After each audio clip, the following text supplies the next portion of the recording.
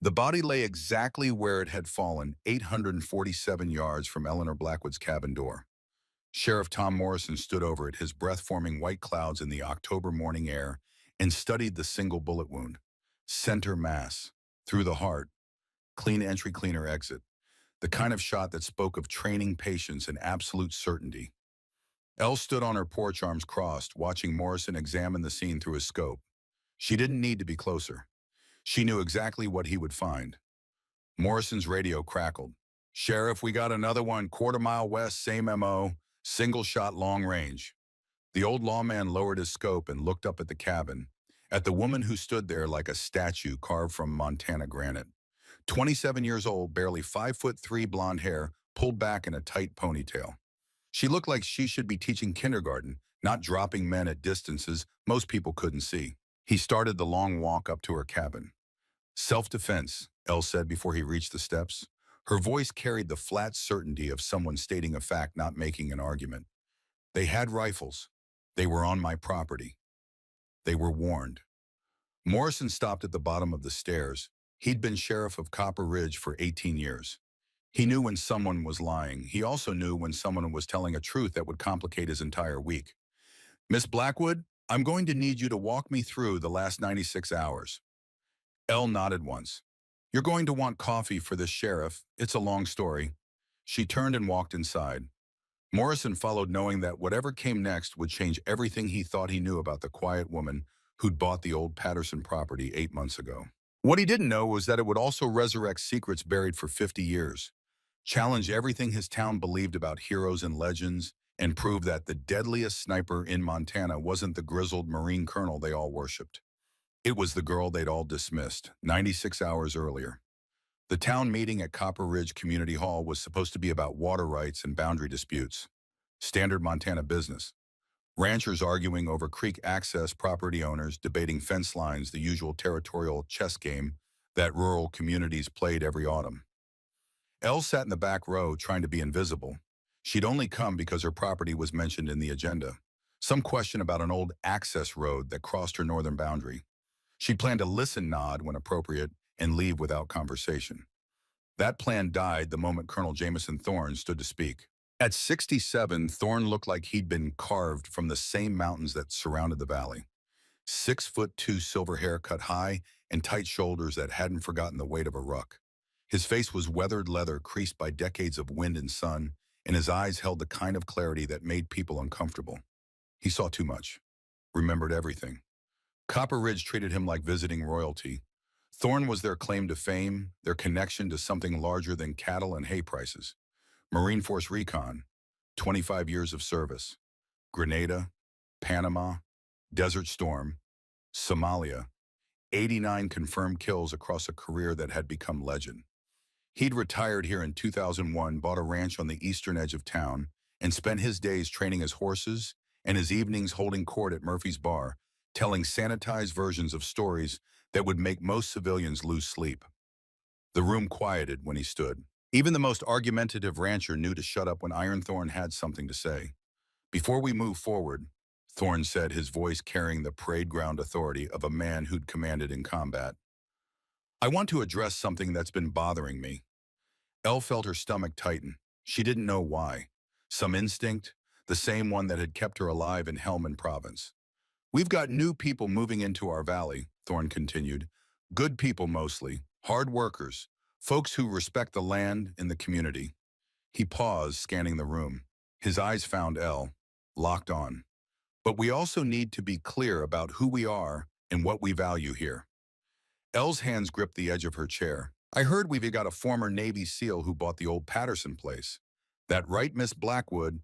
Every head turned, 50 pairs of eyes finding her in the back row. Elle stood slowly. Protocol. You stood when addressed by senior military, even in civilian settings. Some habits didn't break. "Yes, sir." "Appreciate your service," Thorne said. The words were correct. The tone was not. "How long were you in?" "6 years, sir. 2016 to 2022. Afghanistan, Syria." "Both, sir." Thorne nodded slowly. "I'm sure you did your best. Times have changed since I wore the uniform. Standards have changed." He let that hang in the air for a moment. SEAL training used to be the hardest thing in the world. Used to be that only the toughest, most capable warriors made it through.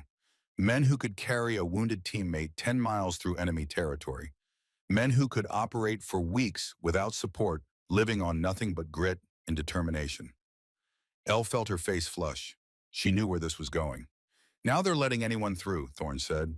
Lowering standards, political correctness.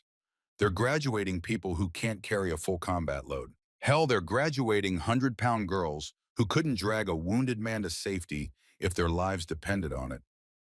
The room was silent. Someone coughed. A chair creaked. I'm not saying women can't serve, Thorne continued, his voice taking on the reasonable tone of a man who knew he was saying something controversial, but believed it anyway. There are plenty of support roles where they excel: medical, communications, intelligence, but combat direct action, that's a different animal. That requires a kind of strength and endurance that frankly most women just don't have. Elle's jaw clenched so tight her teeth ached. Say something, her mind screamed. Defend yourself. Tell him about the 47 combat missions. The teammates you brought home alive. The confirmed kills at ranges he couldn't imagine. But she didn't, because she'd learned in 6 years of fighting for respect in a male-dominated community that arguing only made it worse. You didn't win by talking. You won by doing. And she hadn't done anything yet that these people could see. So yes, Miss Blackwood, I appreciate your service. Thorne's smile was grandfatherly, condescending, final. I'm sure you did your best with what nature gave you. But let's not pretend that SEAL standards are what they used to be. This valley respects real warriors, the kind forged in real combat under real standards. He sat down to murmurs of agreement. A few uncomfortable looks shot Elle's way, mostly sympathy, the kind you give someone who's been publicly corrected by their betters. Elle remained standing for 3 heartbeats longer than necessary, long enough for Thorne to notice, long enough to make it clear she'd heard him, long enough to remember. Then she sat down, her face burning, and endured another 90 minutes of meaningless discussion about nothing that mattered. When the meeting finally ended, she was the first one out the door. The purchase of 2,400 acres of Montana wilderness had seemed like salvation. After 6 years of proving herself in the most demanding military community in the world, after 47 missions, where she'd performed flawlessly after carrying wounded teammates and making shots that put her in the top 5% of SEAL snipers, Elle had finally had enough. The ambush outside Lashkar had been the breaking point. 3 teammates killed, 2 more wounded so badly they'd never serve again.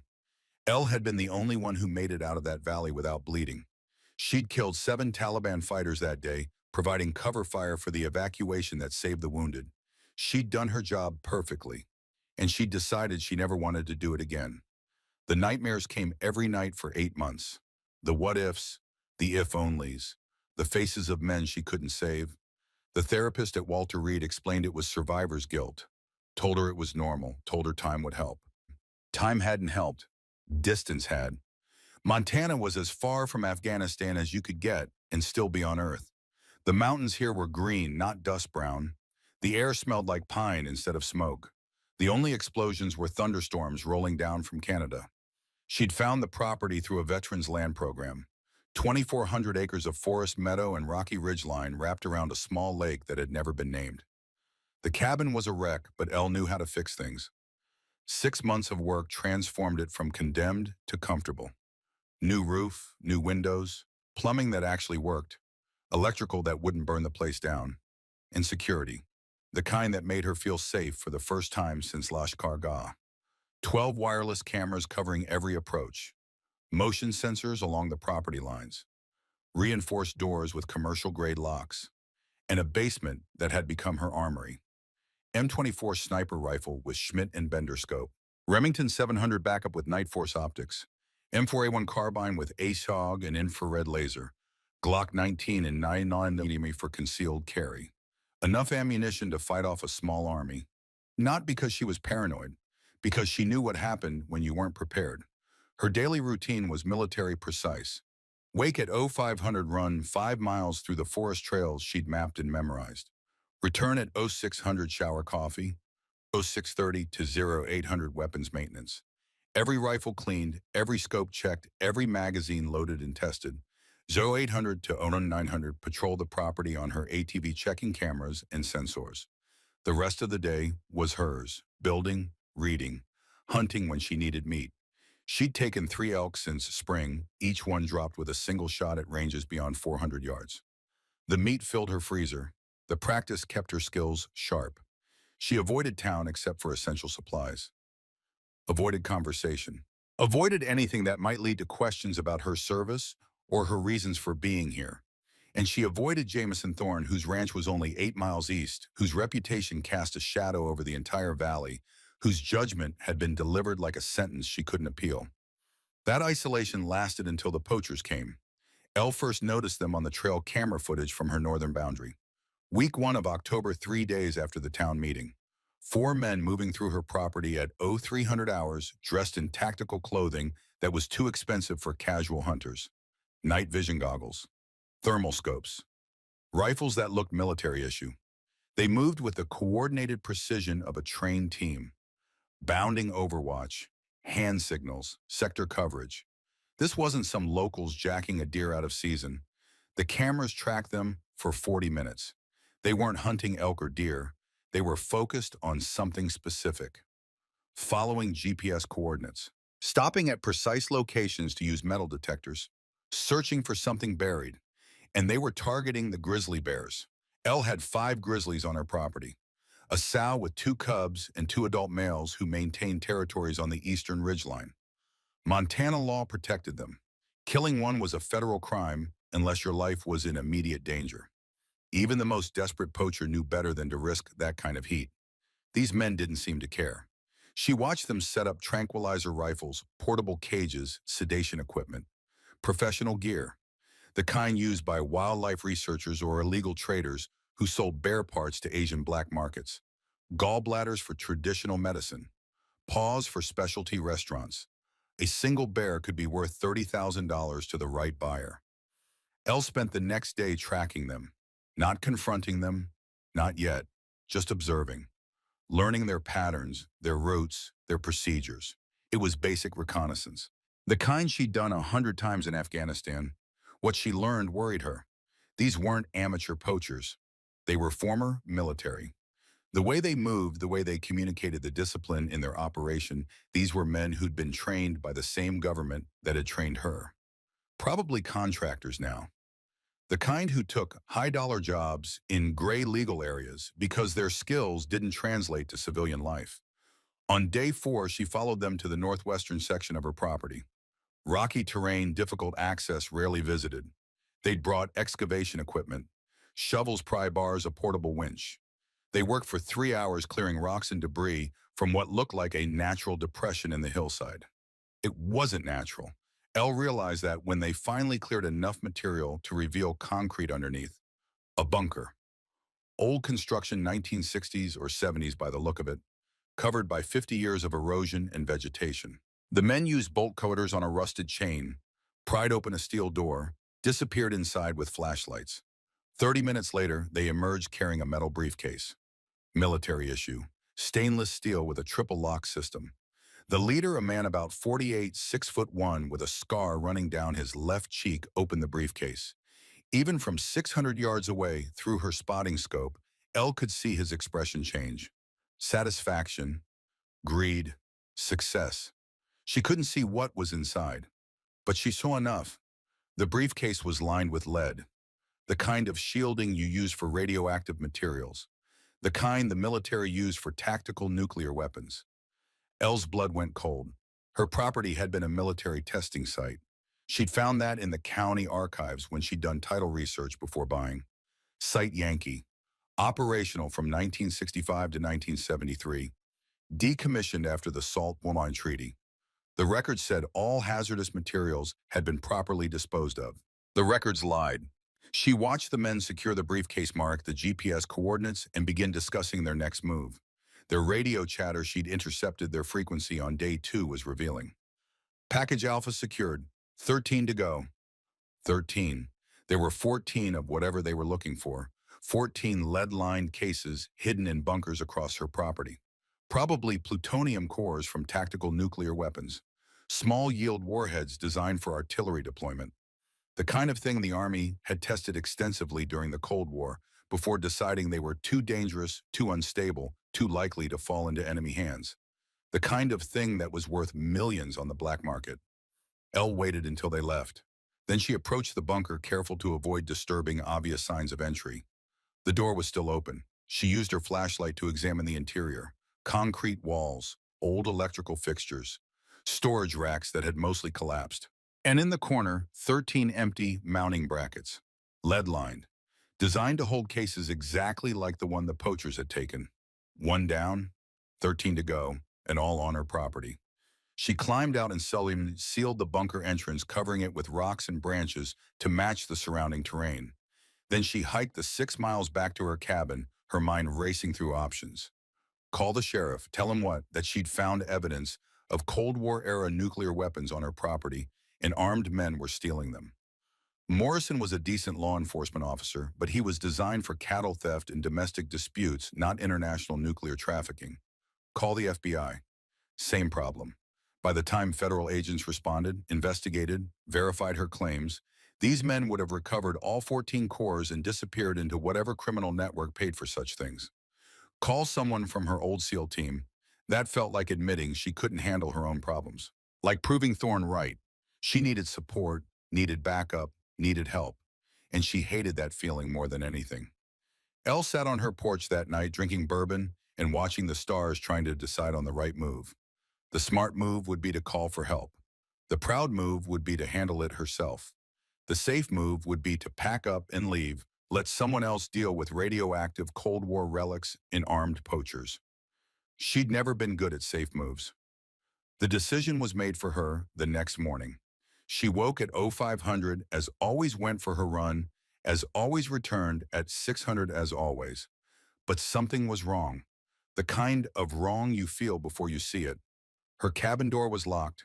Her security system was armed. But someone had been inside. Professional entry. No broken locks, no damaged windows. They'd picked her locks or cloned her security codes. And they'd been careful, almost careful enough. But Elle had spent 6 years living in environments where missing a detail meant death. She noticed things. The coffee mug on her counter moved 3 inches left. The throw blanket on her couch folded differently. Her laptop closed when she always left it open. Someone had searched her cabin while she was running, looking for information, checking what she knew, what she'd found, what she might do. They'd been in her bedroom, her office, her basement armory, though they hadn't taken any weapons, which meant this wasn't theft. It was intelligence gathering. Elle stood in her living room, feeling violated in a way that combat had never made her feel. Her home, her sanctuary, her one place of safety, compromised. She checked her laptop. They'd been in her files, but she kept everything important on an external drive hidden in a waterproof container buried near her lake. They'd found nothing useful. But they'd sent a message: we know where you live. We know your routines. We can reach you anytime we want. Elle walked to her gun safe, unlocked it, and pulled out her M4A1 carbine. Checked the magazine chambered around, set it on her kitchen table. Then she pulled out her phone and made a call she'd been avoiding for 8 months. The phone rang 4 times. She almost hung up. Then a gravelly voice answered. Blackwood, been wondering when you'd call. I need help. Where are you, Montana? And I'm in over my head. I'll be there by morning. The line went dead. Elle set down her phone and stared at the weapon on her table. She'd spent 8 months running from her past, building a new life, trying to become someone other than the warrior she'd been trained to be. That was over now. The warrior was back, and she was done being dismissed, underestimated, and threatened on her own land. But first she had to do something she'd rather face enemy fire than attempt. She had to go see the man who'd publicly humiliated her. The man whose judgment had poisoned an entire town against her.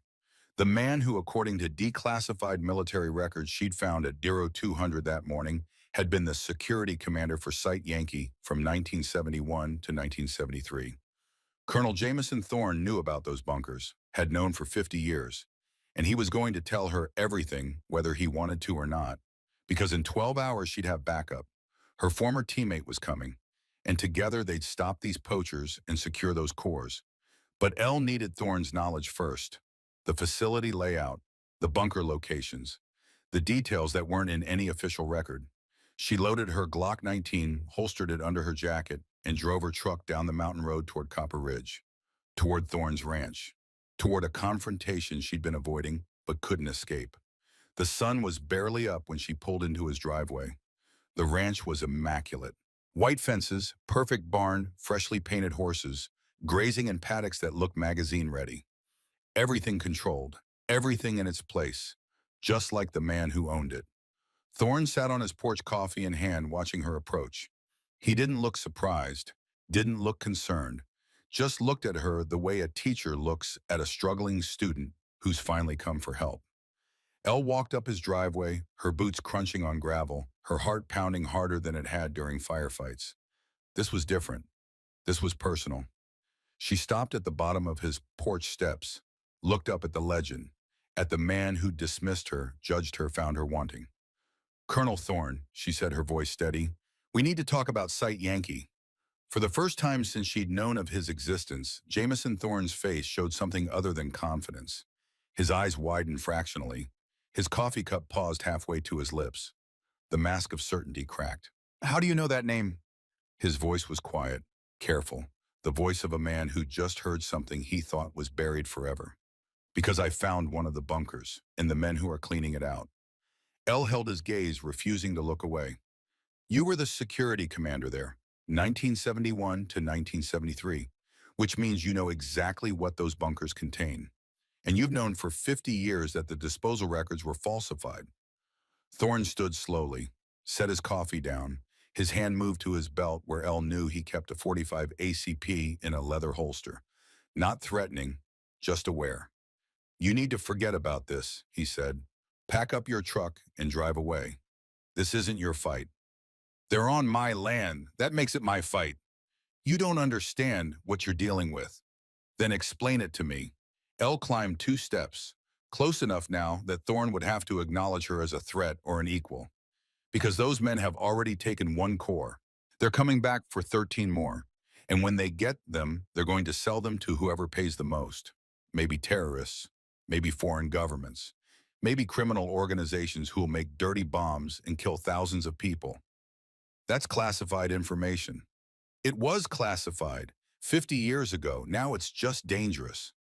Elle climbed the final steps, standing on the porch level with him, 5'3", facing 6'2". "I'm not asking for permission, Colonel. I'm telling you what's happening, and I'm asking if you're going to help stop it or if you're going to spend the rest of your life knowing you let it happen. Again." That last word hit like a punch. Thorne's jaw clenched. His eyes went cold. For a moment, Elle thought he might actually pull that .45. Instead, he said, "Get inside. We need to talk where we won't be overheard." Elle followed him into a house that looked like a military museum. Unit citations on the walls, photos of men in combat gear, a shadow box with medals, ribbons, and rank insignia. The life of a warrior preserved and displayed. Thorne poured them both coffee. Black, no sugar, no cream. Then he sat at his kitchen table and told her a story that had been secret for half a century. Sight Yankee was a tactical nuclear weapons testing facility, he began. 1965 to 1973.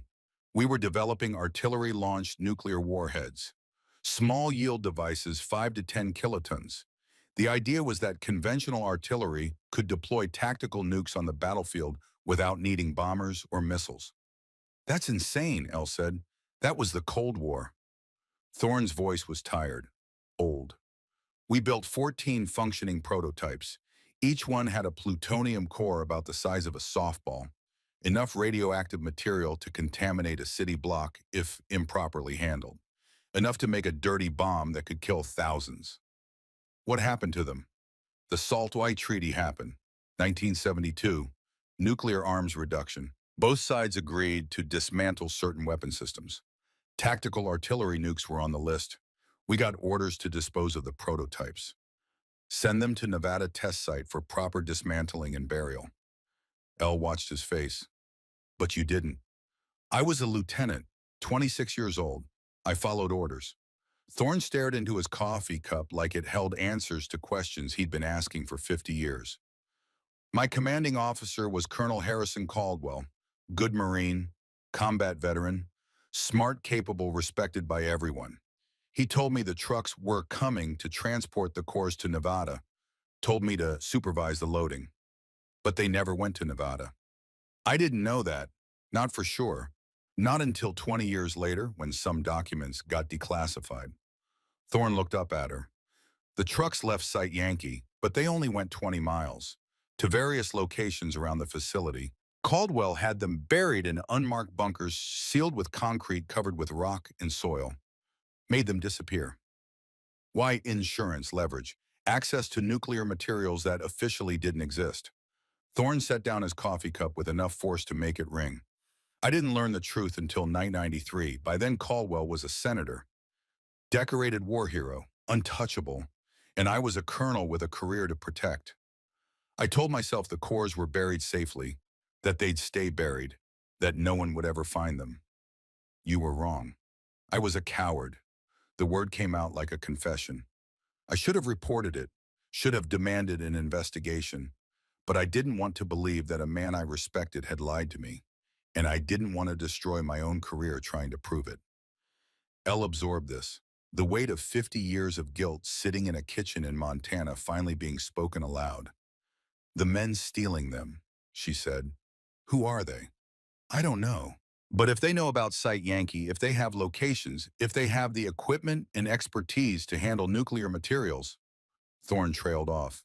This is bigger than Poachers. This is an organized operation. Probably former military, definitely well-funded. And they're not going to stop just because you found them. Then we stopped them. Thorne laughed, sharp and bitter. We Miss Blackwood, you're a SEAL who couldn't handle 6 years of service. I'm an old man who hasn't seen combat in 23 years.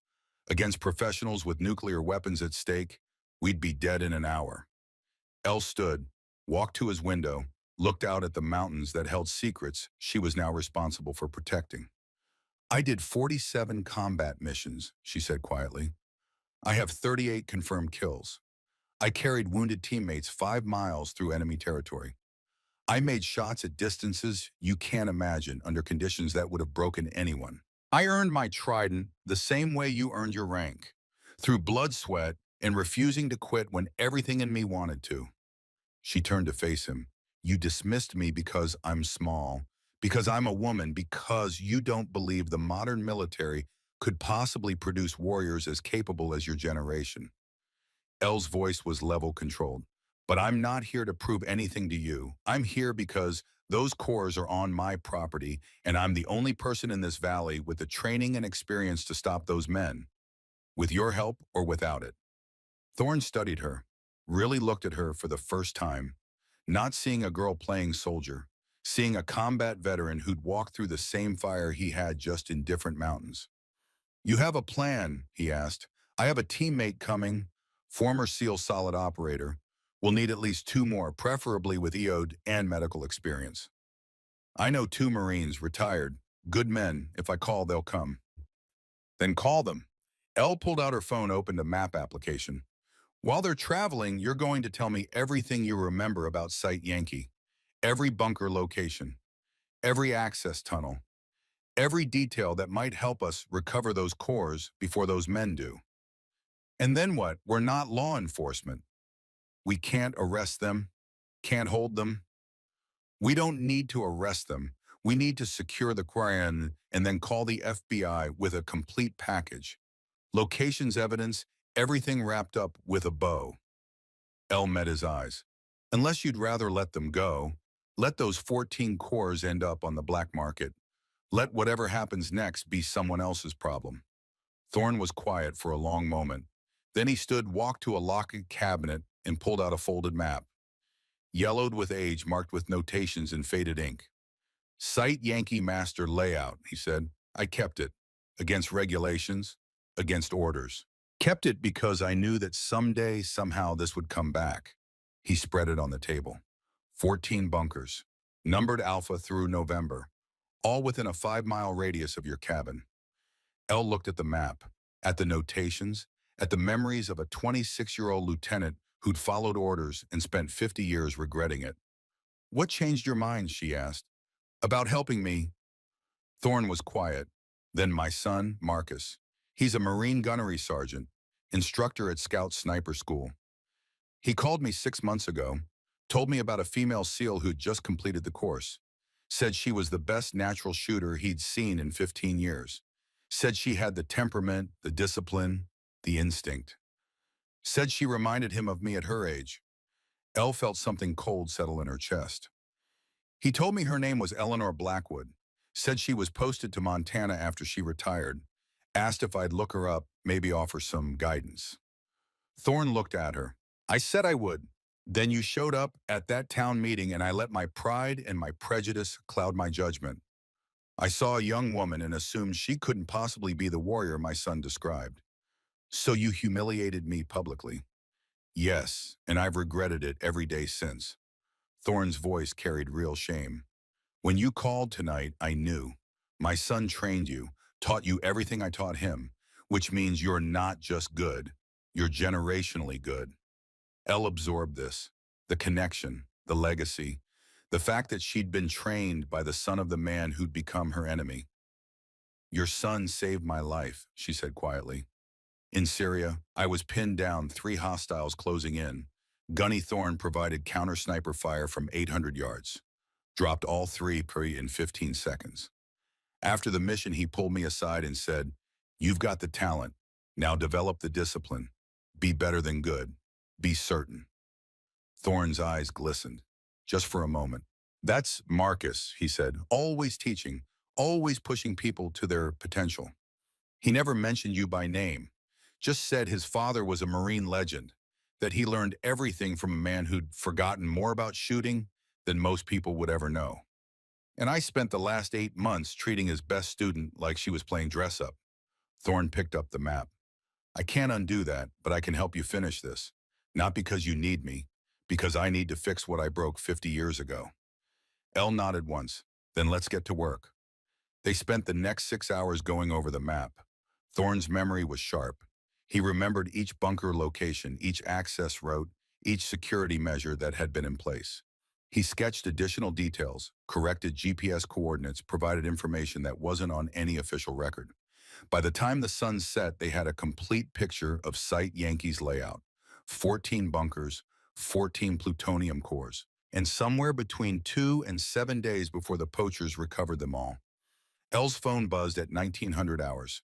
Text message from her incoming teammate, landing Missoula 0600, "See you tomorrow."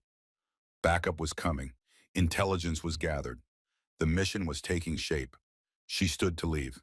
Thorne walked her to the door. "Blackwood," he said as she reached her truck. "One more thing."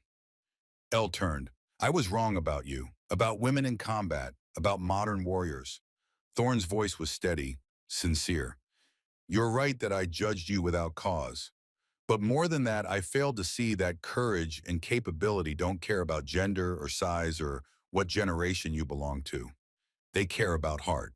And you've got more heart than most men I served with." Elle nodded, accepting it, not forgiving yet, but acknowledging. "Tomorrow," she said, "your place, 0800, bring your team. We'll plan this properly. What if those poachers come back tonight? Then I'll handle it." Elle climbed into her truck. "I've been handling things on my own for 8 months. One more night won't kill me." She drove back to her cabin, mind racing through tactical scenarios. One teammate arriving tomorrow. 2 more coming from Thorne's connections. 4 operators total against an unknown number of hostiles with professional equipment and nuclear materials at stake. Bad odds, worse stakes, exactly the kind of mission she'd sworn she was done with.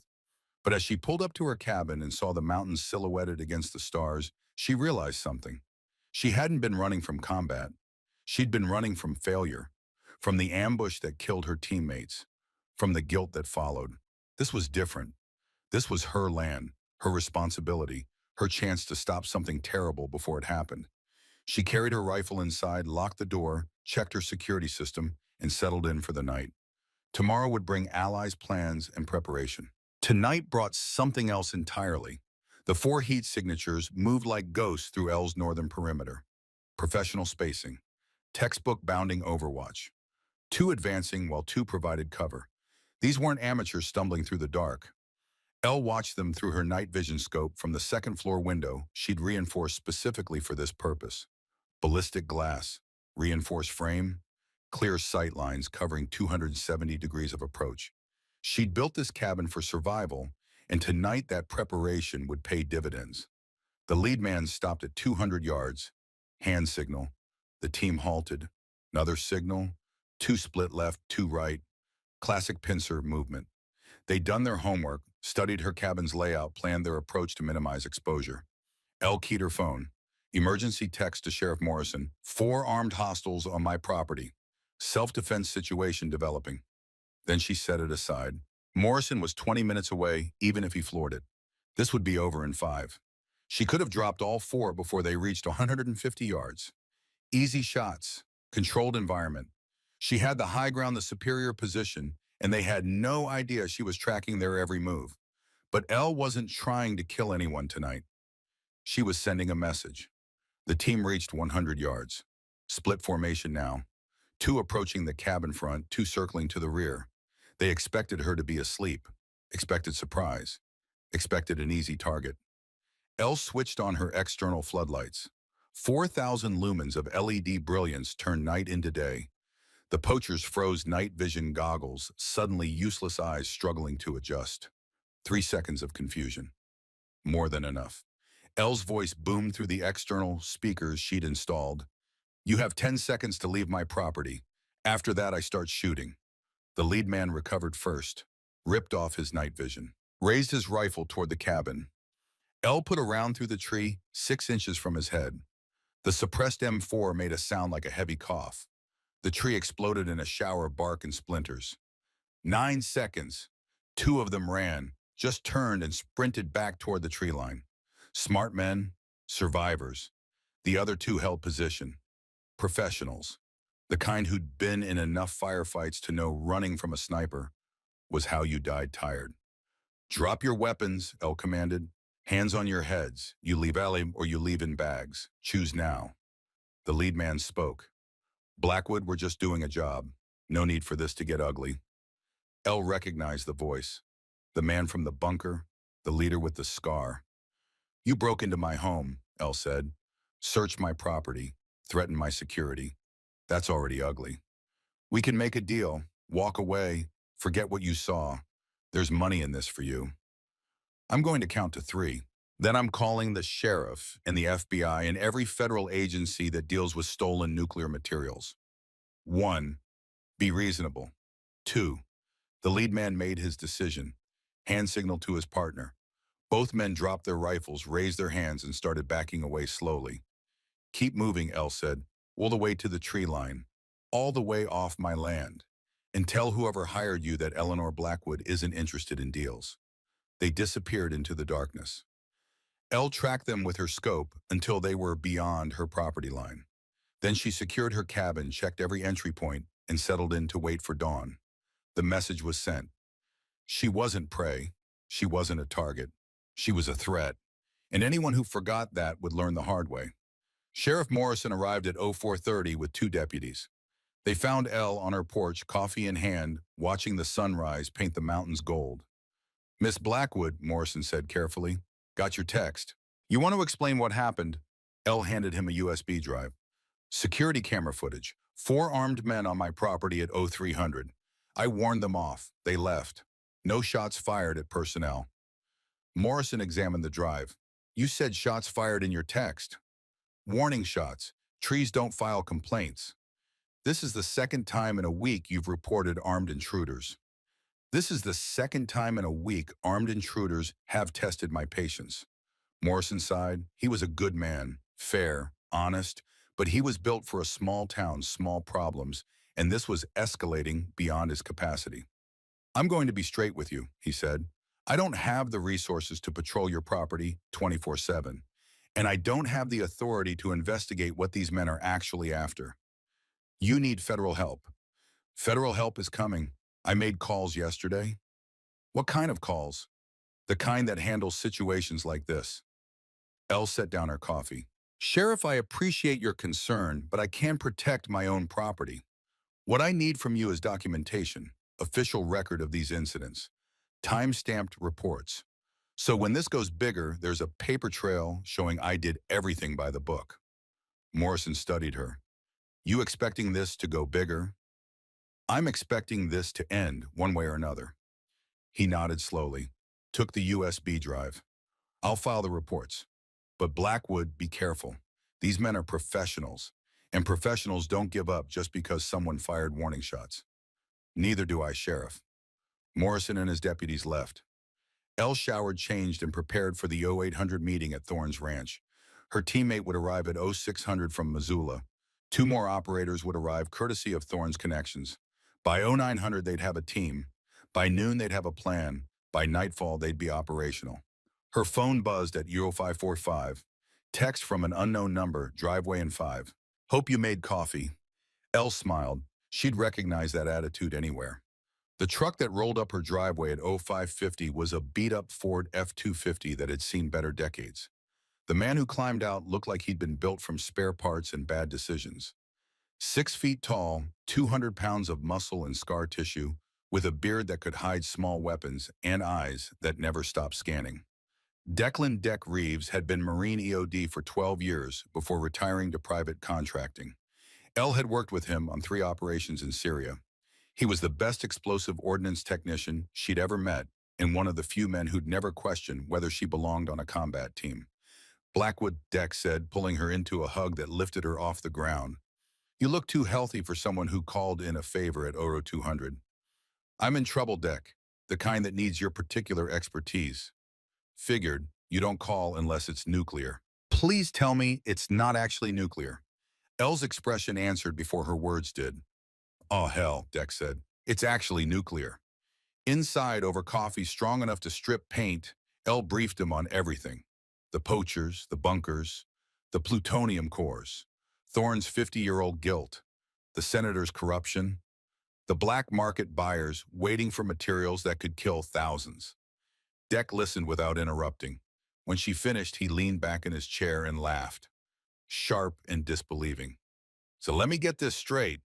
You bought a mountain, found Cold War nukes in your backyard, discovered a government cover-up, and now you're planning to stop a professional theft operation with what, 4 people? That's the summary, yes. And you called me because you're the only EOD tech I trust with radioactive materials, because you're solid in a firefight, and because you owe me for Syria. Deck grinned. I saved your life in Syria. After I saved yours in Raqqa. Fair point.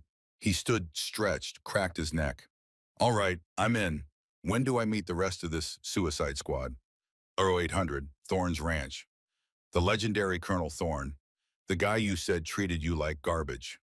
Turns out he trained my instructor, and he feels guilty about judging me. We're working past it. Working past it, Deck repeated. This should be fun to watch. They arrived at Thorne's Ranch at 0755. 2 vehicles were already parked in the driveway, a newer Chevy Silverado and a vintage Jeep Wrangler that had more rust than paint. Thorne met them on the porch. He'd aged a decade overnight, the weight of 50 years of secrets finally speaking its toll. Blackwood, this your teammate? Declan Reeves, Marine EOD, 12 years of service, 6 deployments. Best in the business. Thorne shook Deck's hand, Marine to Marine, the grip of men who'd walked through fire. Good to have you, Staff Sergeant. Come inside. The others are here. The others were exactly what Elle expected. Military through their bones, warriors who couldn't quite let go of the life.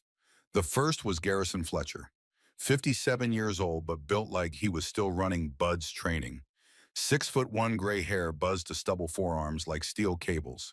He'd been a SEAL Team 5 medic, served with a Thorne in Somalia back in '93. Retired 10 years ago but maintained his certifications. Now he ran a wilderness medicine school in Wyoming. Call me Gar, he said, shaking Elle's hand with a grip that tested her. Heard you're the one who got Marcus Thorne's highest recommendation. That boy doesn't praise lightly. Gunny Thorne saved my life, Elle said. I owe him everything. Then you'll understand why I'm here. Marcus asked me to watch your back, so I'm watching. The dynamic settled quickly. 4 operators, different generations, Different branches, but the same language, the same understanding. The kind that came from shared experience in places where mistakes meant death. Thorne spread his old Sight Yankee map across his dining table, added newer topographical maps, satellite imagery L had pulled from commercial sources, GPS coordinates, camera locations, everything they knew about the Poachers operation. 14 bunkers, Thorne began.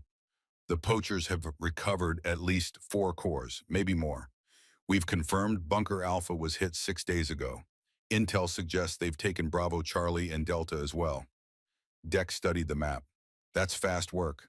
Professional team, good equipment. They know exactly what they're looking for. Which means they have inside information, Gar said. Someone gave them locations access codes handling procedures. This isn't random.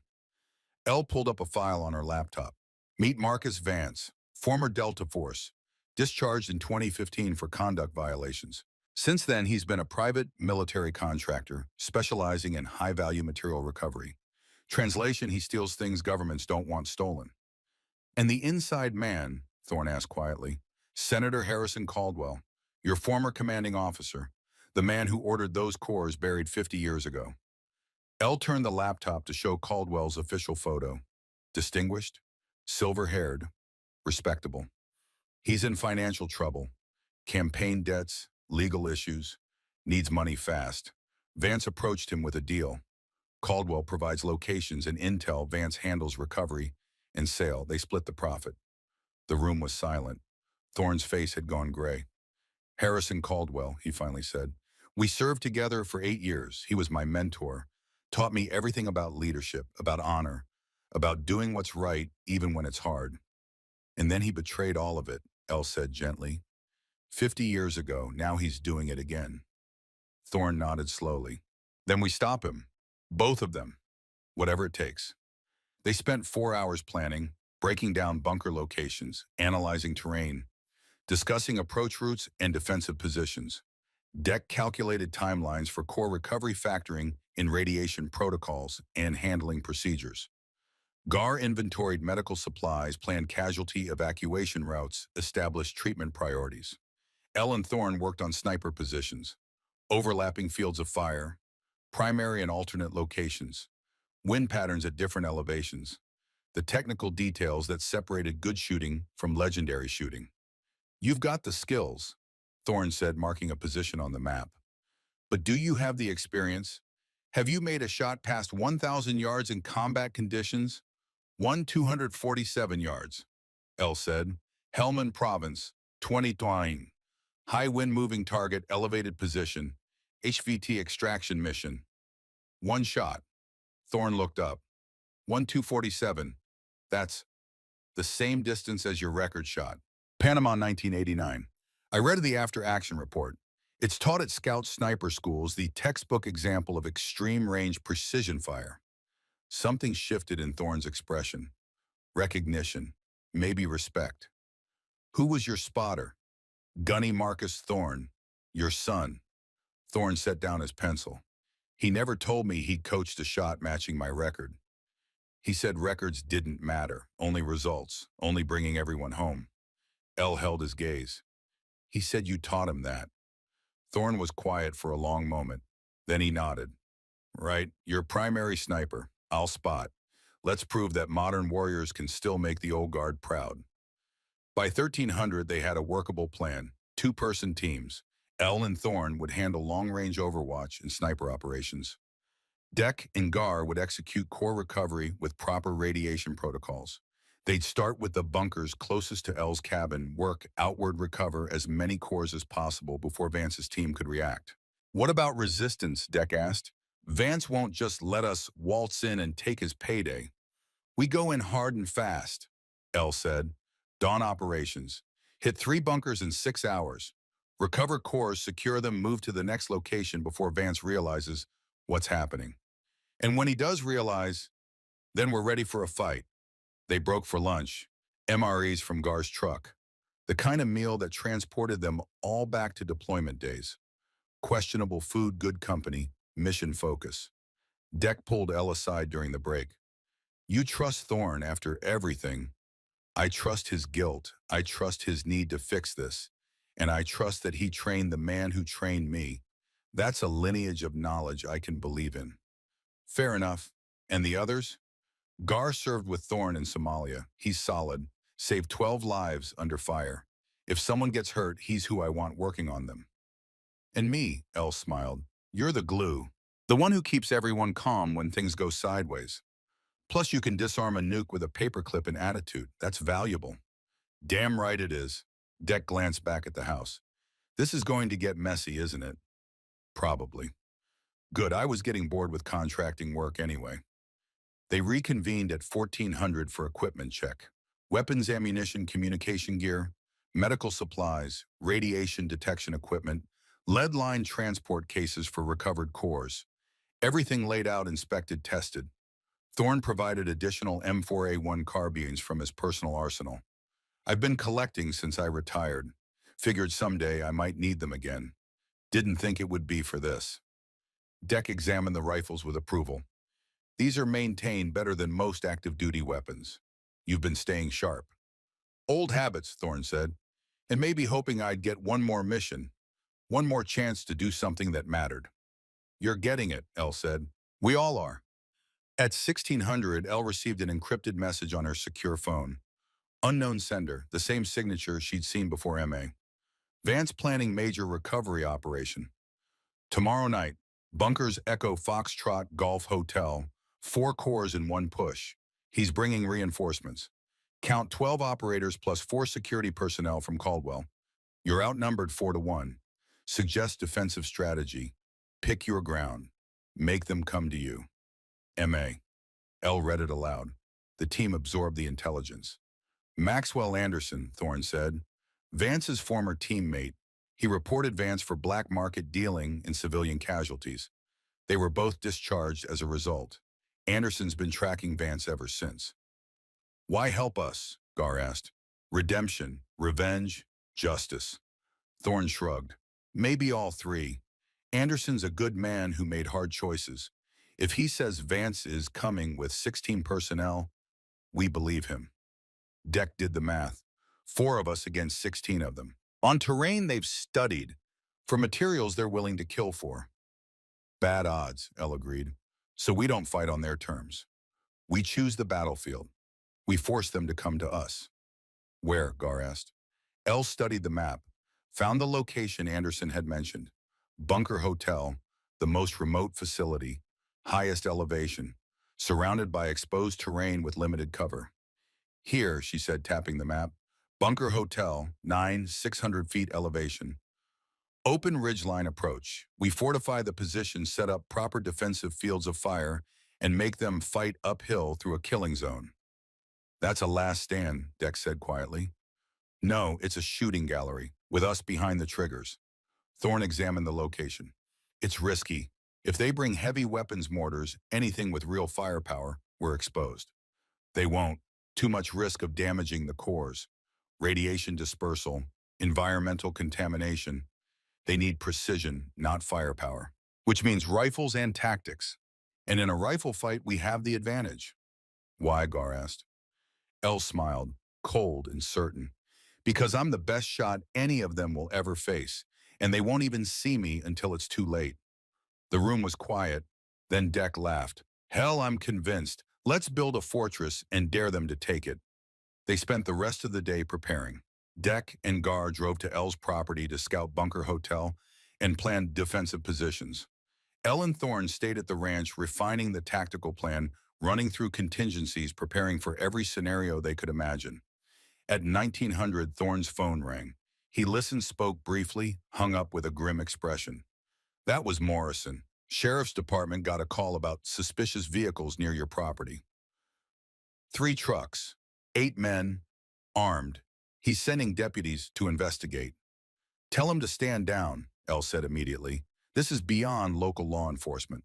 We don't want civilians in the crossfire. Thorne made the call, explained carefully. Morrison wasn't happy, but he understood. Some battles weren't meant for small-town sheriffs. At 2100, Deck and Gar returned.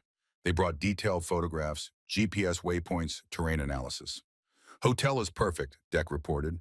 Single approach route, steep climb, limited cover. If we set up right, we can control the entire approach for 800 yards. Radiation levels, Elle asked. Manageable. The bunker's sealed properly. Core should be intact and contained. With proper equipment and protocols we can extract safely. Then that's our play. Tomorrow night, we fortify hotel, recover the core, and wait for Vance to make his move. And the other 3 bunkers he's targeting, Gar asked. We don't have the manpower to defend 4 locations, Elle said. So we let him have Echo Foxtrot and Golf, 3 cores. But we hold hotel. And once we have that core secured and federal authorities engaged, Vance's entire operation collapses. Thorne nodded slowly. It's sound strategy. Give up the battles to win the war. Unless Anderson's intel is wrong, Deck pointed out. Unless Vance changes his plans. Unless there are variables we haven't accounted for. There are always variables, Elle said. That's why we plan for chaos and pray for boring. They finalized the timeline. 0400 departure, 0600 arrival at Bunker Hotel. 2 hours to fortify position and recover core. 0800 federal authorities notified with complete evidence package.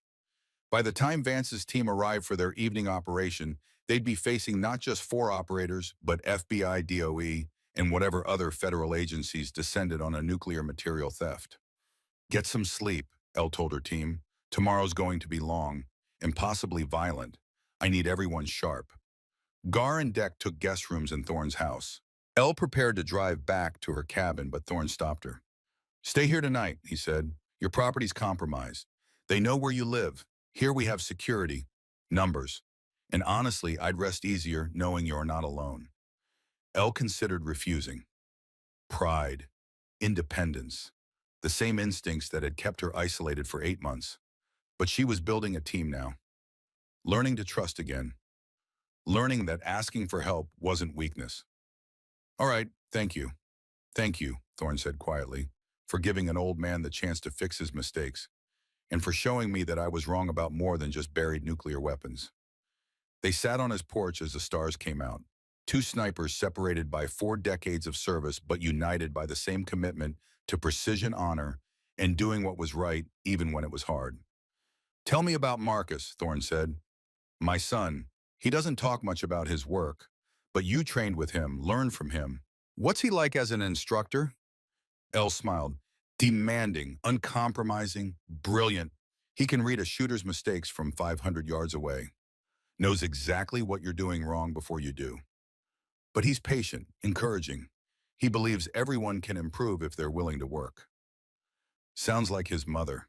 She was a teacher, best I ever knew. Thorne's voice carried old grief. Lost her to cancer in 2003. Never got to see Marcus make gunnery sergeant. He talks about her, says she taught him that teaching is the most important mission. That knowledge passed on is the only thing that survives us. Thorne wiped his eyes, not hiding it, just acknowledging. I should call him, tell him about this, about you, about finally doing the right thing. After, Elle said, after we finish this, so you can tell him it's done, that the cores are secure, that the guilty are caught, that justice got served even 50 years late. You're very certain we'll succeed. I have to be. Certainty is what makes the shot connect. They sat in comfortable silence, old warrior and young warrior. Learning that respect wasn't about age or gender or generation. It was about competence, courage, and the willingness to stand when standing mattered. At 2300, Elle went to sleep in Thorne's guest room, M4A1 beside her bed, go bag packed, phone charging, ready for 0400 departure. She dreamed of mountains and missions, of gunfire and ghost, of the ambush in Helmand province, where she'd lost teammates and found the limit of her endurance. But this time in the dream, she didn't run from the valley. She stood her ground, made the shots that mattered, brought everyone home. She woke at 0330, 30 minutes before the alarm.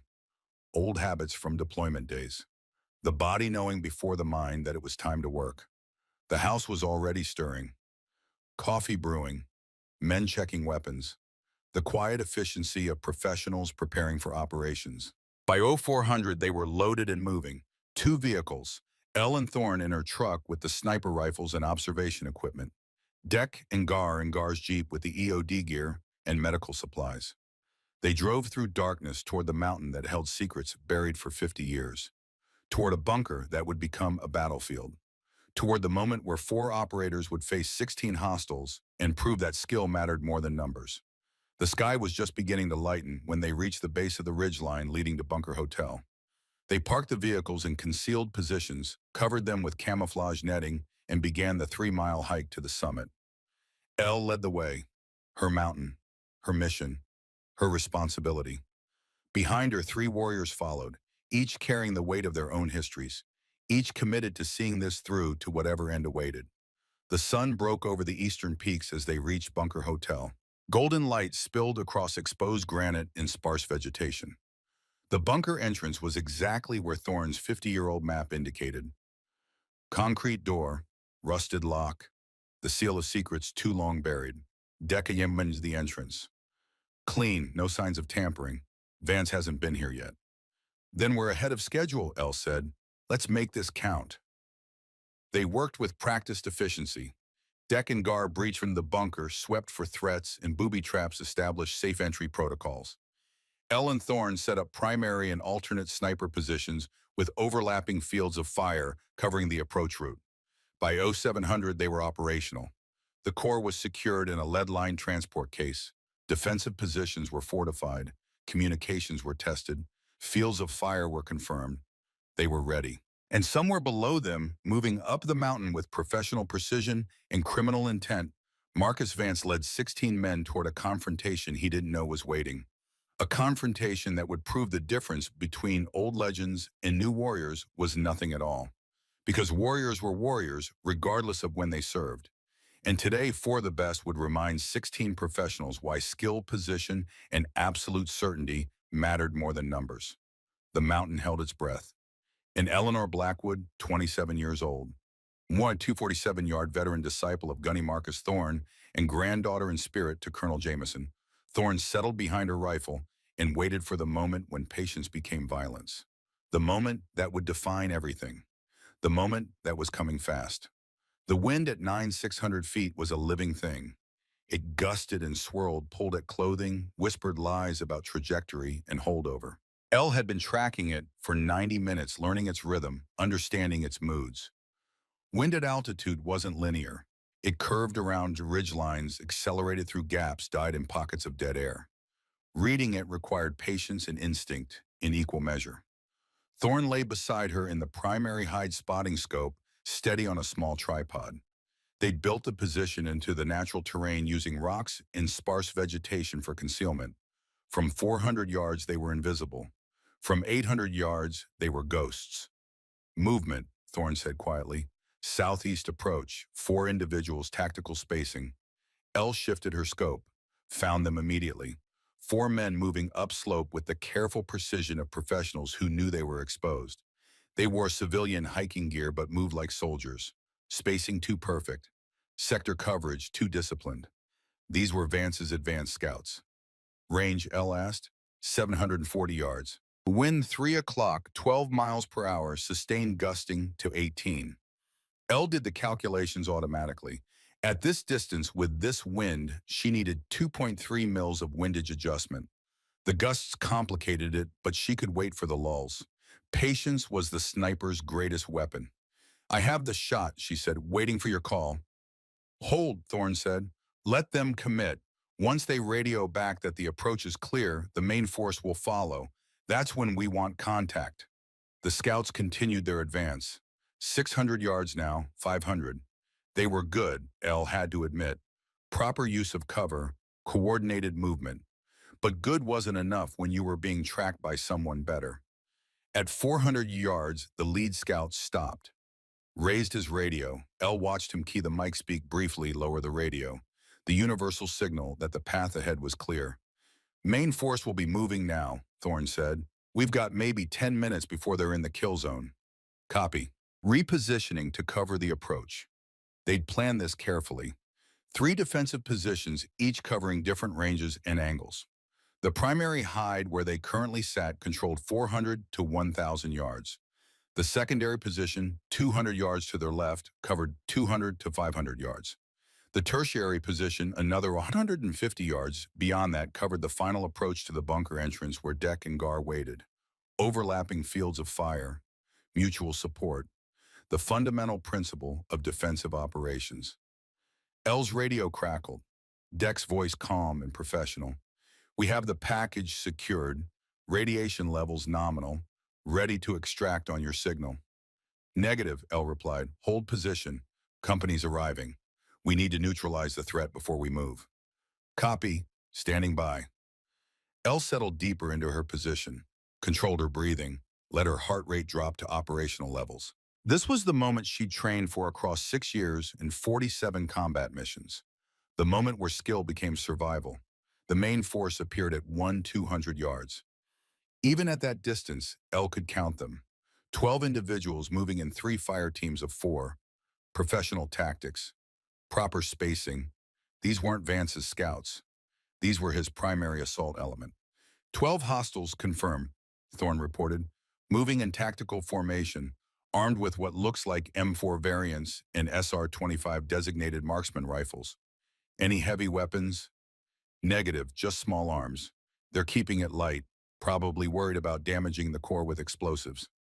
Good, that's what we want. Elle tracked the lead element through her scope. Where's Vance? Center of the formation, moving with the second fire team. Conservative positioning. He's letting his people take the risk.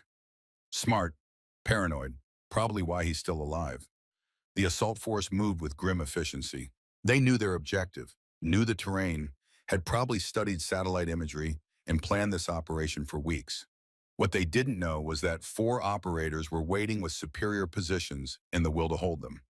At 800 yards, the lead fire team entered L's optimal engagement range. She could take them now, drop 3 before they even knew they were under fire. But Thorne was right. Let them commit. Let them close the distance. Make them pay for every yard. Range 750, Thorne called. Wind holding steady at 14 miles per hour. Pressure system stable. Visibility excellent. Elle made micro adjustments to her scope. The M24 was zeroed for 600 yards. Beyond that, she had to account for bullet drop, wind drift, the Coriolis effect at extreme ranges. Every variable mattered. Every calculation had to be perfect. I'm going to start with the designated marksman, Elle said. Take out their long-range capability first, then work through the fire team leaders. With solid tactics, on your call. At 720 yards, Elle found her first target, male approximately 6 feet tall, carrying an SR-25 with a high-powered scope, moving with the confidence of someone who'd made long-range shots before. He was Vance's counter-sniper insurance, the man who was supposed to identify and neutralize threats like Elle. She waited for the wind lull, watched the grass at 400 yards. When it stopped bending, she had a 3-second window. The rifle settled. The crosshairs found center mass. Elle's finger took up the trigger, slack. The shot broke clean and smooth. The 300 Winchester Magnum round covered 720 yards in 1.1 seconds. The designated marksman dropped like someone had cut his strings. His rifle clattered on rocks. His team scattered, seeking cover that didn't exist on the exposed ridgeline. Hit, Thorne confirmed. Good shot, reload. Elle cycled the bolt, chambered a fresh round, found his second target before the first fire team had finished reacting. Another designated marksman, 680 yards moving into cover behind a boulder. The boulder provided concealment, not protection. Elle could see his leg extending beyond the rock face. She adjusted her aim point, sent the round. The man screamed, grabbed his shattered femur, rolled out of cover in shock and pain. Not a kill shot, but a fighter removed from the battlefield just as effectively. 2 down, Thorne said. His voice carried the approval of a master watching a student exceed expectations. They're pinned, looking for the shooter. Elle smiled coldly. Let them look. At this range, with this position, with this wind, they'd never find her before she found them. The assault force went to ground. Radios crackled. Orders were shouted. They were professionals dealing with an unexpected complication. But Elle could see the problem they faced. No cover, no concealment. Exposed on a ridgeline against a sniper who just made 2 difficult shots look easy. Vance's voice carried across the distance. Authoritative, angry. Suppressive fire marked the position. 8 rifles opened up simultaneously. Rounds snapped past Elle's hide, impacting rocks 50 yards to her left. They were guessing, shooting at shadows, wasting ammunition on empty terrain. Elle remained perfectly still, didn't flinch, didn't react. Let them burn through magazines while she waited for targets. A fire team leader stood to direct his men. Fatal mistake. Elle tracked him smoothly. 650 yards, light wind, perfect conditions. The shot caught him in the upper chest. He spun and fell. The suppressive fire faltered as his team realized their leader was down. 3 down, Thorne said. They're breaking, trying to flank left. I see them. 4 men were attempting to use a shallow depression as cover for a flanking maneuver. It might have worked against a less experienced shooter. But Elle could see the depression's limitations. In 200 yards, they'd have to cross an open area with zero cover. She let them commit. Watched them move with desperate hope that they'd found a solution. Waited until they reached the kill zone. The first man across the open area made it 3 steps. The second made it 2. The third went to ground immediately, smart enough to recognize the trap. But there was nowhere to go. Elle took her time, made the shots count. By the time the flanking attempt collapsed, 6 of Vance's 12 operators were combat ineffective. The assault had stalled completely. The survivors huddled behind inadequate cover, pinned by a sniper they couldn't locate and couldn't suppress. It was every infantryman's nightmare. Death from distance, invisible, inevitable. Elle's radio crackled. Deck's voice. You're putting on a clinic up there, but we've got movement from the south. 4 additional hostiles. Looks like Caldwell's security team. Copy. Can you handle them? We're 200 yards from the bunker entrance. If they get close, we engage. Your call. Will provide support if needed. Elle shifted her attention, found the new threat immediately. 4 men in suits moving with less tactical precision than Vance's professionals. These were bodyguards, not soldiers, competent but not exceptional, and they were making a critical mistake. They were moving toward the bunker entrance, which meant they were moving directly into Deck and Gar's defensive position. Elle watched through her scope as the security team approached. 150 yards from the bunker, 100 yards, 75 yards. The ambush was textbook perfect. Deck and Gar rose from concealed positions with M4s leveled. The security team froze. Weapons raised but not quite pointed. The universal moment of decision that determined whether violence erupted or common sense prevailed. Drop your weapons, Deck's voice carried clearly across the mountain. Federal investigation. You're interfering with law enforcement. It was a bluff. They weren't federal agents, but the bluff had weight, authority, the kind that made men think twice about dying for a paycheck. 3 of the 4 security personnel dropped their weapons immediately. The 4th hesitated. His hand tightened on his rifle. The moment stretched like a rubber band pulled to breaking. Elle centered her crosshairs on him. 400 yards. Easy shot. If he raised that rifle toward a Deck and Gar, she'd drop him before he finished the movement. But the moment passed. The 4th man lowered his weapon, raised his hands. Survival instinct overriding whatever loyalty he felt to Senator Caldwell. Secure them, Gar said. Within minutes, all 4 were zip-tied and seated under guard. Elle returned her attention to Vance's pinned assault force. They'd used the distraction to regroup. The survivors had consolidated into 2 defensive positions, using the terrain as best they could. 6 operators still combat effective, Vance among them. They're preparing to withdraw, Thorne observed. Cut their losses and extract. No, they came for the core. They won't leave without it. Elle was right. Vance's voice carried across the ridgeline, rallying his men. We didn't come this far to quit the targets 300 yards ahead. We take it or we die trying. Brave words, Thorne said. Stupid tactics.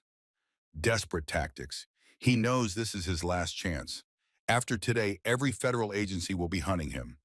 Vance led from the front this time, abandoning his safe position in the center, moving with his remaining operators in a coordinated rush toward the bunker.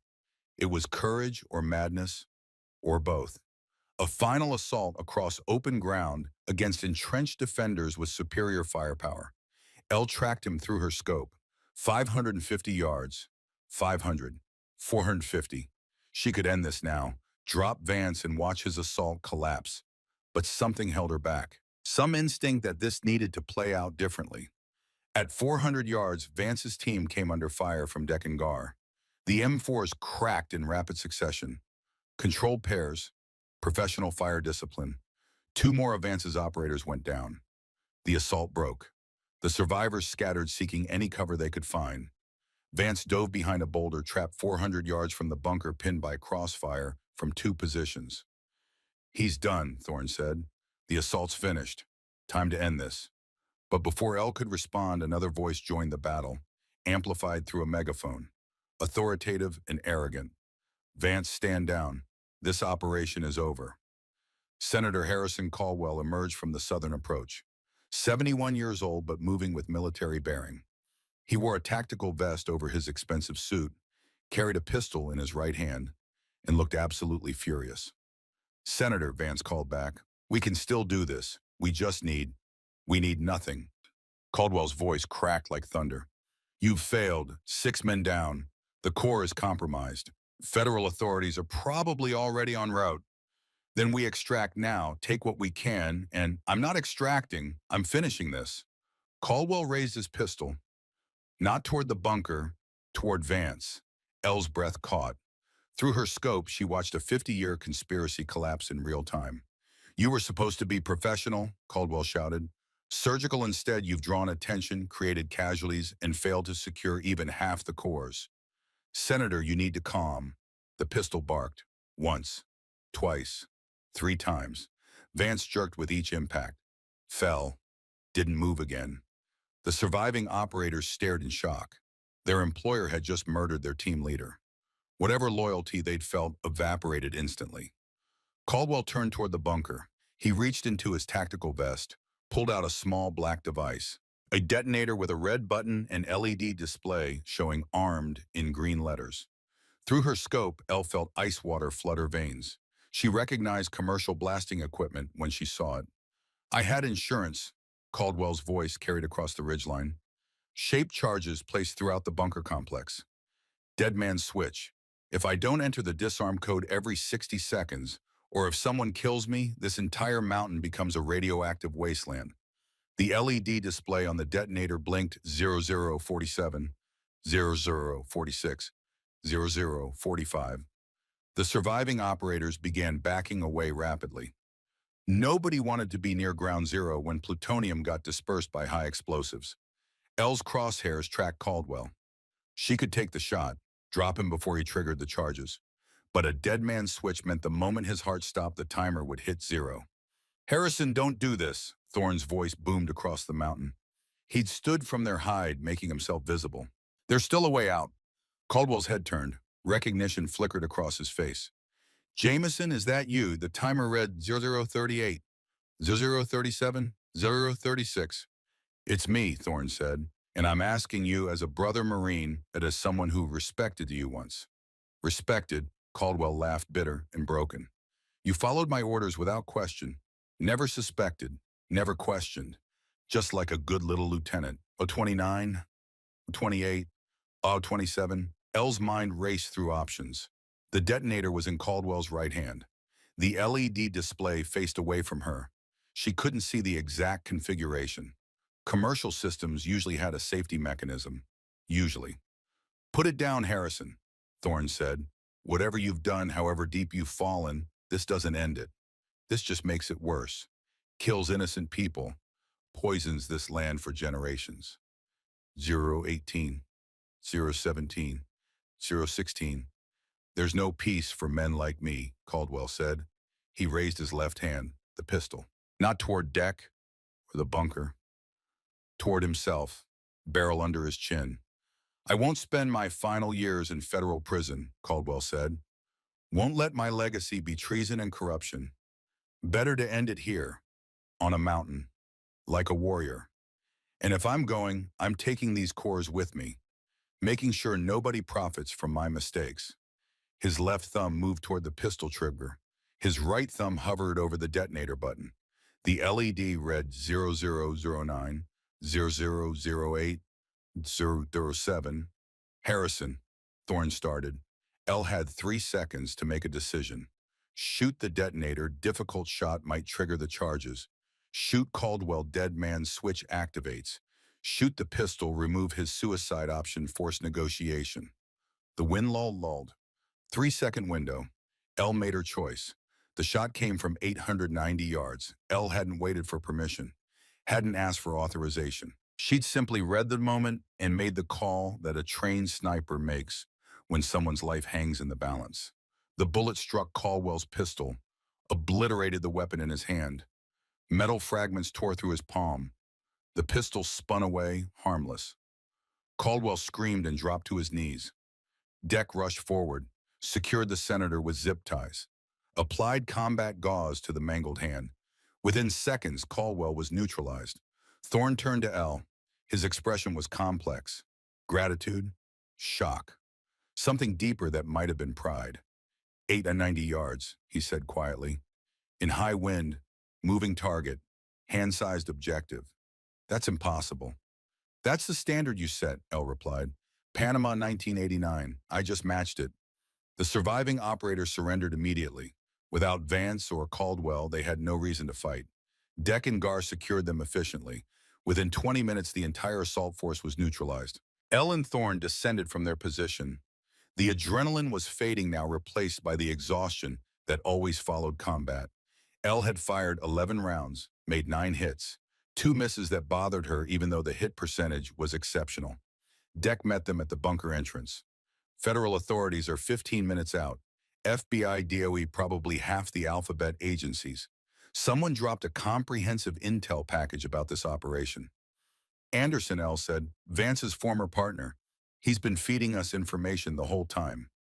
Well, he came through. We've got bodies, witnesses, the senator, and 1 secured plutonium core.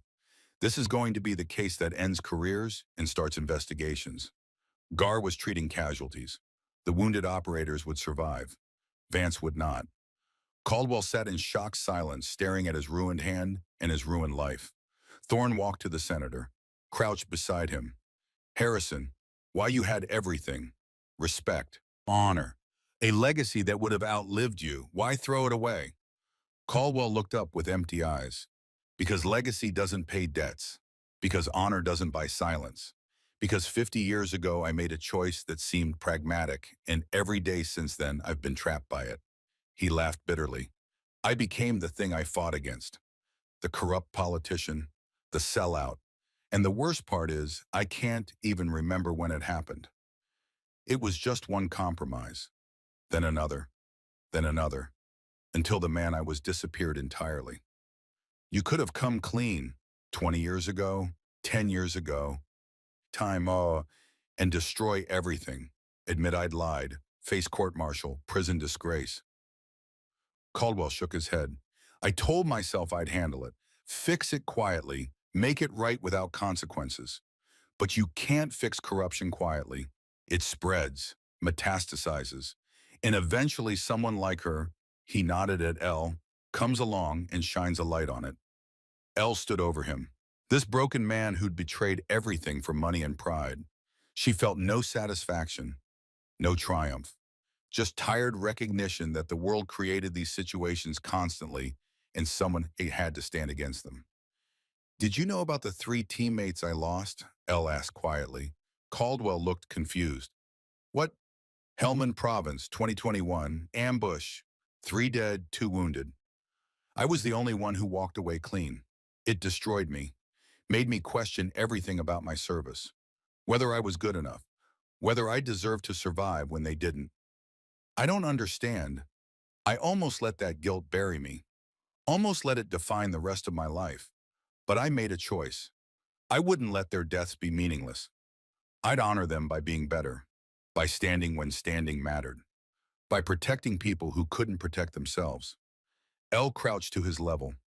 You made a choice too, 50 years ago, and instead of honoring it by making amends, you compounded it. Let it metastasize. Let it turn you into the thing you despised. That's the difference between us, Senator. I learned from my failure. You became yours. Caldwell had nothing to say to that. He simply sat broken and silent, waiting for the federal agents who would take him away. The helicopters arrived at 14:30, FBI hostage rescue team, DOE specialists in hazmat suits. Enough firepower and authority to lock down the entire mountain. They found a scene already secured, suspects zip-tied, evidence cataloged, one plutonium core properly contained in lead-line transport. The FBI special agent in charge was a woman named Victoria Hayes, 50 years old, steel-gray hair eyes that missed nothing. She surveyed the scene with professional appreciation. Let me guess, former military, all of us, Elle confirmed. We secured the scene and waited for proper authorities. That was considerate. Most civilians would have made this into a bloodbath. Hayes examined the wounded operators, the secured senator, the recovered core. Who made the long-range shots? Those are sniper-level hits. Elle raised her hand slightly. Hayes studied her, reassessing. You're the property owner. Eleanor Blackwood, former SEAL. Yes, ma'am. And you discovered this operation how? Poachers on my land led to bunkers, led to Cold War nuclear materials, led to here. Hayes nodded slowly. We're going to need comprehensive statements from all of you. This is going to be a federal case that draws attention from Congress, DOD, probably the president. You understand that we understand? Good, because right now you're heroes who stopped a nuclear material theft.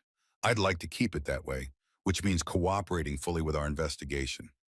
They spent 6 hours giving statements. Every detail, every decision, every shot fired, and why. The federal agents were thorough professional and increasingly impressed with how 4 operators had neutralized a force 4 times their size with minimal casualties. Maxwell Anderson arrived at 1800. He looked like his voice suggested, mid-40s, weathered, carrying the weight of hard decisions. He spoke briefly with Hayes, then approached Elle's team. You're the ones who stopped Vance. We're the ones who secured the cores, Elle corrected. You're the one who provided intel. Without you, this would have been a lot messier. Anderson nodded. Vance was my responsibility. I reported him 5 years ago. Thought that would end it. Instead, it just made him more careful, more dangerous. When I learned he was going after Site Yankee materials, I knew I had to act. Why not come forward earlier? Thorne asked. Because I needed proof, evidence that would stick. Vance was too smart to leave obvious trails. I had to wait until he committed. Until he made a move that exposed everyone involved. Anderson looked at Caldwell being loaded into a FBI helicopter, including senators who should have known better. You saved lives today, Elle said. That counts for something. Maybe, or maybe I'm just trying to balance scales that can't be balanced. Anderson held out his hand. Elle shook it. You're a hell of a shot. That 890-yard pistol hit is going to be legend by tomorrow. I had a good teacher, Gunny Thorne, and his father. Anderson glanced at Thorne, recognition dawning. You're the Thorne, Panama sniper, Marine legend. Retired Marine, Thorne corrected, and clearly outclassed by the next generation. They were released at 2200 with instructions to remain available for follow-up questions. The drive back to Elle's cabin was quiet, exhaustion settling into bones, the adrenaline crash that followed every combat operation. At Elle's cabin, they gathered on the porch, coffee and bourbon, the combination that had sustained warriors since alcohol and caffeine were discovered. What now? Gar asked. Now we wait, Elle said. Federal investigation, trials, probably congressional hearings. This is going to take years to fully resolve. And us, the team, Elle looked at the 3 men who'd answered her call, who'd trusted her leadership, who'd fought beside her against impossible odds. We did something good today. Stopped a threat most people will never know existed. Secured materials that could have killed thousands. Brought justice to men who'd hidden crimes for half a century. She raised her coffee mug. I'd call that a successful mission.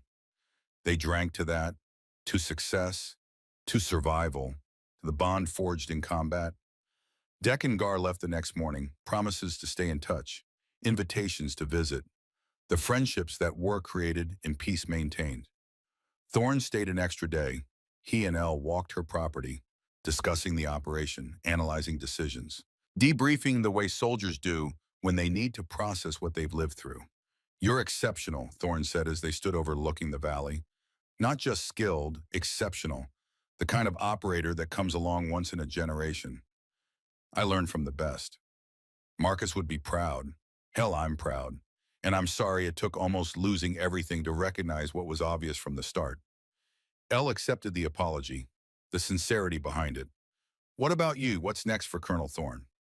Same thing that's next for you. Living with what we did, hoping it mattered. He smiled, and maybe being available if you need backup again. I'll remember that. Thorne left that afternoon, but his truck was barely out of sight when Elle's phone rang. Unknown number. Blackwood. Miss Blackwood, this is Director Chen with the Department of Energy. The woman's voice was professional direct. We've reviewed your actions regarding the site Yankee recovery. I'd like to discuss a consulting position. Legacy weapons recovery. We have sites across the country with similar issues. We need people with your skills and discretion. Elle looked out at her mountain, at the peace she'd sought, at the solitude she'd craved. But she'd learned something in the last week. She wasn't meant for pure isolation. She was meant for missions that mattered, for standing when standing was needed, for being the person who could handle impossible situations because she'd trained for impossible her entire adult life. I'm interested, Elle said, under certain conditions. Name them. I choose my team, I approve the missions, and I stay based here in Montana. I won't relocate. Silence, then acceptable. We'll send contract details by the end of the week. The call ended. Elle set down her phone and smiled. 2 months later, Copper Ridge held a town meeting. Standard fall business. Water rights, boundary disputes, the usual territorial chess. But this time when Elle entered the community hall, the room didn't go quiet with judgment. People nodded, shook her hand, thanked her for what she'd done, even though the official story was classified and vague. Sheriff Morrison updated everyone on the federal investigation, carefully worded, protecting operational details, but making it clear that something significant had happened on that mountain, and Ella had been central to resolving it. Colonel Thorne stood when the floor opened for comments. I want to address something I said 8 months ago at this very meeting. I made judgments about modern military standards, about capabilities, about a particular individual. He looked directly at Elle. I was wrong, completely. And I want this community to know that Eleanor Blackwood is one of the finest warriors I've had the privilege of serving alongside. She's proven that skill, courage, and honor aren't bound by gender or generation. And I'm grateful she chose our valley for her home. The room applauded. Not polite courtesy, genuine respect. After the meeting, townspeople approached Elle. Conversations, invitations, the slow integration into a community that had dismissed her but now embraced her. On her way out, a young woman stopped her, maybe 23, nervous but determined. Miss Blackwood, I'm Emma Morrison, the sheriff's daughter. I'm thinking about joining the military, maybe trying for SEAL training. But I keep hearing it's too hard, that women can't really make it through, that the standards are different. Elle recognized the doubt in Emma's eyes, the same doubt she'd faced, the same judgment. The standards aren't different, Elle said. They're brutal, unforgiving, designed to break everyone who attempts them. But they're not impossible. Not if you want it badly enough. Not if you're willing to work harder than you've ever worked. Not if you can look at failure and say, teach me, instead of defeat me. Did you ever want to quit? Every day? Sometimes every hour. Buds is designed to make you quit. But I'd made a promise to myself, and I'd rather die than break a promise. Emma absorbed this.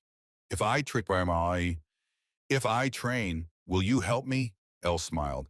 Every Saturday morning, 0600, my place. Bring running shoes and the willingness to suffer. I'll be there. Watching Emma walk away, Elle felt something shift. Legacy, not through blood or family, but through knowledge passed forward. Skills shared. The next generation prepared to carry forward the values that mattered. That night, Elle sat on her porch, stars brilliant above Montana darkness, the mountain peaceful around her. Her phone buzzed with a text from an unknown number. Mission brief attached. Kazakhstan. Similar situation. Interested. Director Chen. Elle opened the attachment, read the details. Another legacy site. More buried materials. Another threat that needed stopping. She thought about the peace she'd sought, the isolation she'd craved, the life she'd tried to build away from combat and violence and impossible decisions. But she'd learned who she really was. Not someone running from her past. Someone prepared for her future. A warrior who chose her battles. A protector who stood when standing mattered. A teacher who had passed knowledge forward. Elle typed her response, "Send travel details. I'll need 3 days to arrange things here." The reply was immediate, acknowledged. "Welcome to the team." Elle set down her phone and looked out at her mountain. The place that had tested her, changed her, revealed her. She wasn't just Eleanor Blackwood anymore. Property owner, isolated veteran. Woman dismissed and underestimated. She was Elle, operator, sniper, warrior. And most importantly, someone who'd proven that legends weren't born in any particular generation. They were forged by choices, by standing when others ran, by making impossible shots when everything depended on them. The mountain had held secrets for 50 years. Now it held a different kind of secret. The woman who'd walked away from war had found her way back, not to destruction, to purpose. And in a cabin on 400 acres of Montana wilderness, Eleanor Blackwood cleaned her rifle, packed her gear, and prepared for the next mission. Because warriors didn't retire. They just found new battles worth fighting. And Elle had found hers. The phone rang again. Thorne's number. "Saw the news about Kazakhstan," he said without preamble. "You're going." "I am." "Need a spotter," Elle smiled. "Always, if you're available." "For you, I'll make myself available. This old warrior isn't done yet." "Neither am I, Colonel. Neither am I." They ended the call with plans to coordinate. 2 generations, 2 warriors, one commitment to doing what was right even when it was hard. The stars wheeled overhead. The mountains settled into night, and Elle felt for the first time since Helmand Province that she'd found her place in the world. Not in isolation, not in peace, but in purpose. In missions that mattered. In making shots that counted. She was home, and home was wherever warriors gathered to stand against darkness. The legend of Iron Thorn would endure. But beside it now stood another legend, smaller, younger, just as deadly. Eleanor Blackwood, the sniper who bought a mountain and defended it against impossible odds. The woman who proved that size didn't matter. Gender didn't matter. Only skill, courage, and the absolute certainty that when you pulled the trigger, the shot would connect. That certainty was everything. And Elle had it in abundance.